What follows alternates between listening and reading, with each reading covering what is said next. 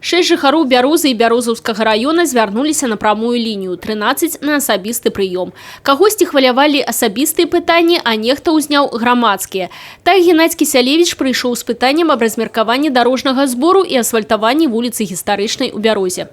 Сегодня эти средства, они аккумулируются в республиканском бюджете, но потом они распределяются по нашим регионам. Те ремонтные работы, которые проводятся по улично-дорожной сети, по дорогам внутри района, эти средства именно на эти цели и используются. У Бярозаўскім раёне на рамонт і ўтрыманне дарог і вуліц штогод накіроўваецца больш за 2 мільёны рублёў. Работы вядуцца па графіках з улікам стану дарожнай сеткі. Анатоль Маркевіч парэкамендаваў мясцовым уладам гэтыя графікі размяшчаць у агульным доступе, каб усе жадаючыя маглі пазнаёміцца з планам рамонту дарог.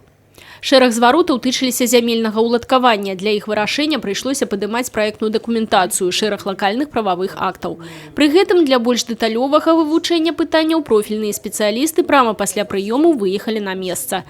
Сур'ёзную увагу Анатоль Маркевіч рэкамендаваў надаць і па асобнаму збору смецця і яго перапрацоўцы.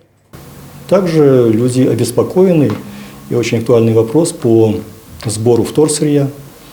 Мы увидели, что данная проблема существует в Березовском районе, но и видны шаги местной власти, перспективы решения данного вопроса. Поскольку самая главная задача сегодня потихоньку уходить от мини-полигонов, заниматься в большей степени сортировкой вторсырья. Галоўная задача прыёму грамадзян, адзначыў памочнік прэзідэнта, пачуць кожнага чалавека, які звярнуўся з набалелым пытаннем, і кожны зварот разгледзець пазіцыі, як дапамагчы чалавеку.